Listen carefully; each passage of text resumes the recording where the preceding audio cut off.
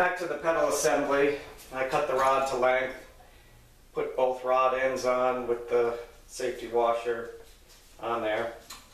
You can see the bolt sticking out through here, and just pass through a 1/4 inch hole into there, into the upper pedal.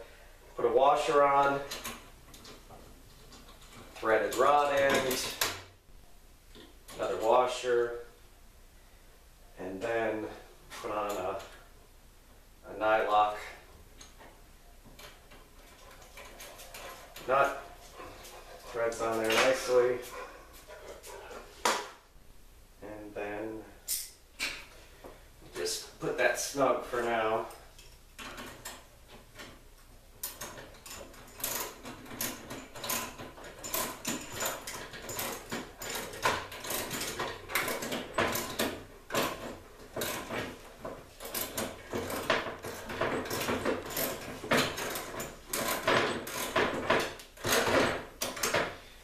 Lock it down. You want to allow, the rod end to have some movement.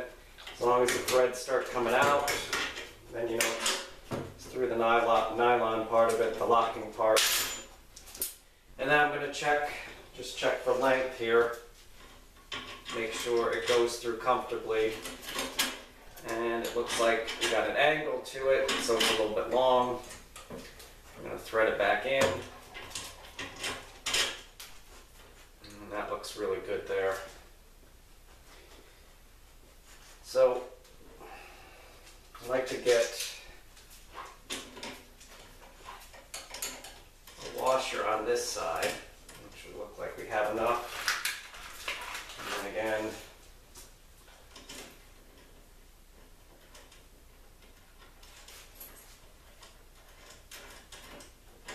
okay, that's good.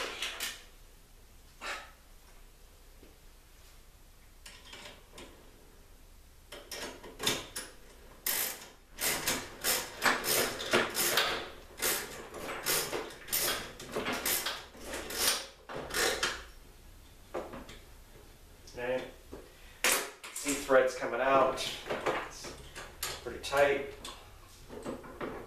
And the whole system now operate like so. Like I said, it doesn't take much, and you got plenty of length to go there. There is a stop on the throttle here that can be adjusted. You want the adjustment, the stop bolt here to stop the movement, not the actual GM pedal. So you're not stressing this whole system here, and that can be adjusted easily. The master cylinders are going to mount on here, 1, 2, 3, 3/4 for the front, 7/8 for the back, and then the master for the clutch, which this one's going to get a 5/8. Normally it's 3/4. Going to go with the smaller bore to make a softer pedal. So now I'm going to actually mount it to the adjustable pedal system that I'm using. I'm using a CNC made pedal adjustment plate. The way it works, the plate sits like that. On here there are little feet. See them here. And the plate will actually slide into there, and then as it slides forward like that, it locks in and it can't come out, because you're always applying pressure forward and it sticks there. I'm going to put one safety bolt in there just for my peace of mind. Just drill and thread it in there, just a core 20. It'll put a little bit of pressure on there. It'll take 3 seconds to loosen up when you need to adjust the plate, and the whole plate will slide back and lift out. then same thing going forward. Once it's in there, it's really secure. It takes a good tug to make it move back. So now I went ahead and drilled 4 holes here that line up with the tilting plate or the pedal, and that's just going to thread right into there. We'll use thread locker and split washer just to be secure.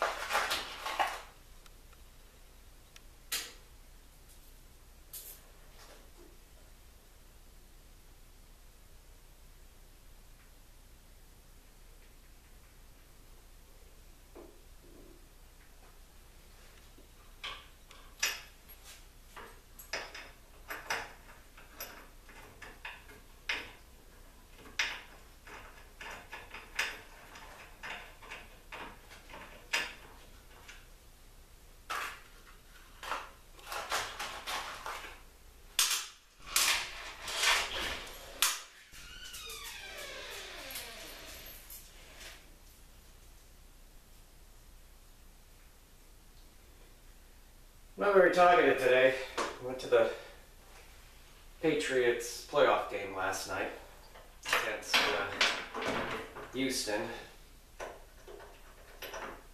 Sorry any Houston fans for your loss. It was a good game. A lot of action, a lot of scoring, good defenses on both sides. Very good teams. It's amazing how talented these guys are. The game gets over, 8:30 at night, which is when I like to go to bed. I get up at 4:30, 5 o'clock in the morning. But by the time you walk back to the parking lot, a mile away, with the other 70,000 people, and then get out of there, I'm home at 10:30. Late for me now. So all 4 bolts are started. That's what I wanted to make sure, so I'm not fighting to get them in.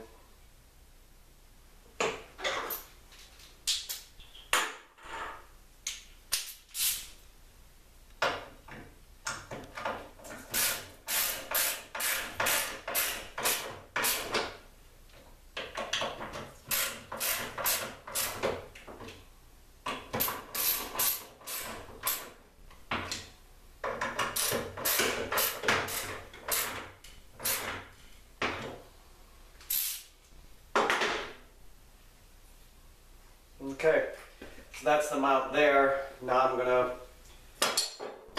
put the plates actually on and put the pedals in place underneath and mark the holes for drilling on those.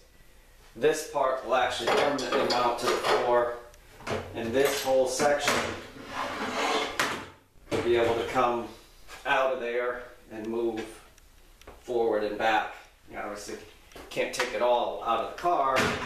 The master cylinders will be hooked up, the wires will be hooked up, and the hydraulic fluid's going to be in there, but you'll be able to maneuver it quite a bit. That's why I left all that extra length of hose during installation. I'll cut that back once I know how far forward it will go.